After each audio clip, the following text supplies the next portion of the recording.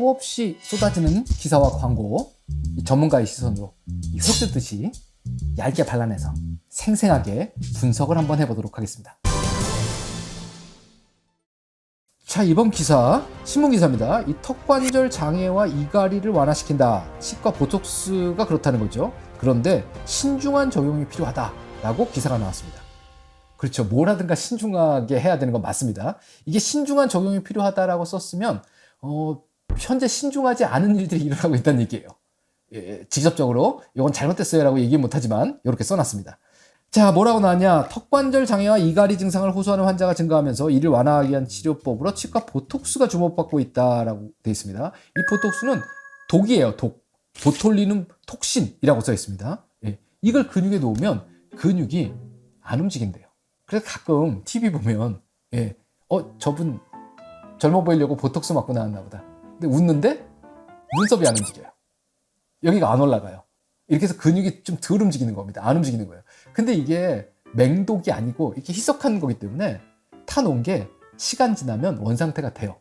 그러니까 또 맞고 해야 됩니다. 대략적으로 한 6개월 지나고 나면 없어진다라고 얘기를 하고 있죠. 그래서 지금 도대체 이건 왜 놓느냐. 이갈이와 이 약물기는 두 개가 거의 같이 일어나요. 이를 꽉 물어요. 그 다음번에 옆으로 빠닥빠닥 갑니다. 그럼 어떻게 하면 돼요? 악무는 힘을 줄여주면 덜 갈고 치아도 보호가 되고 턱관절도 보호가 될 거다. 맞는 얘기죠. 그래서 어떻게 해요? 그 악무는 근육에다가 보톡스를 놓는 겁니다. 그럼 그 근육이 힘이 빠져요. 그러면 내가 앙 하고 악물 수가 없어요. 그럼 이갈이가 준단 말이죠. 효과가 있느냐? 있습니까? 하죠. 있습니다.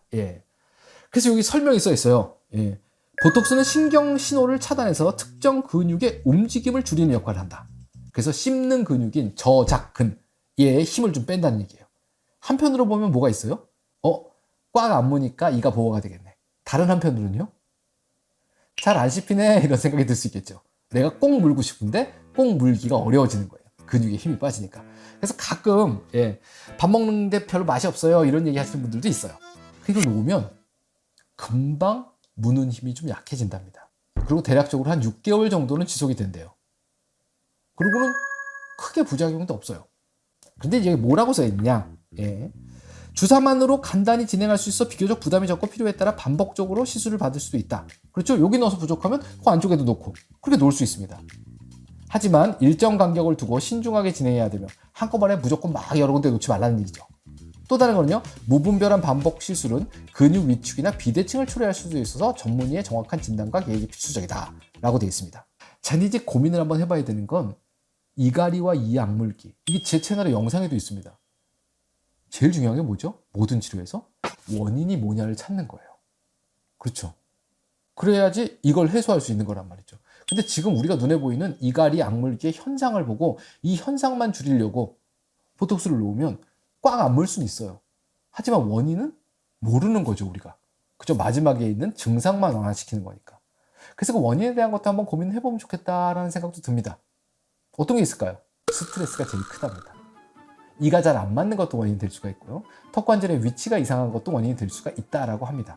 뭐 때문에 이렇게 사는 게 힘든가라는 고민을 한번 해보시는 게 좋아요. 한번 주위를 돌아보고 뭘 하면 내가 좀 마음이 편해질까? 어떤 것이 나한테 계속 스트레스를 주고 있나? 또 다른 거 하나는요. 내가 스트레스에 대한 반응이 너무 예민한 건가? 이것도 한번 고민해 볼 만해요.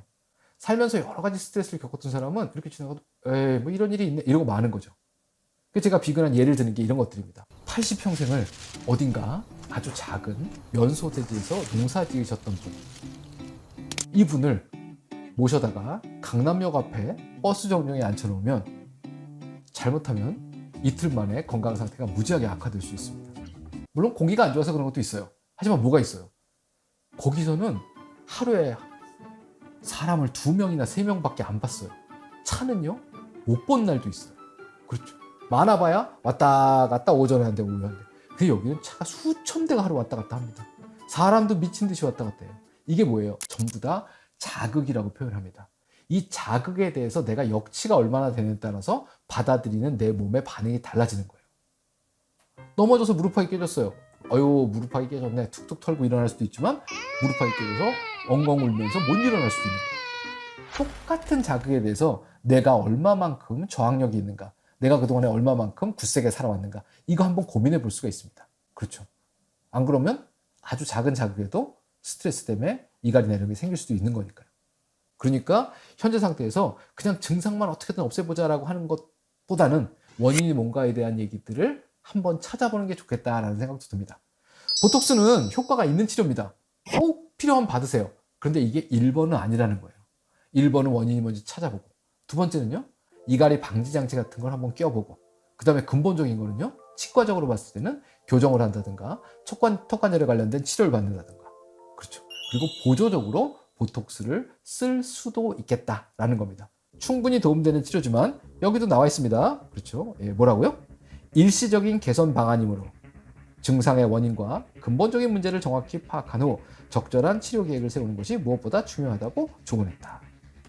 광고성 기사치고는 마무리가 아주 깔끔하고 좋은 기사인 것 같습니다. 너무 당장 해결하려고 하지 마시고 근본적인 원인, 모든 경우에 있어서 한번 바라보는 그러한 시각을 가지셨으면 좋겠다는 생각입니다. 감사합니다.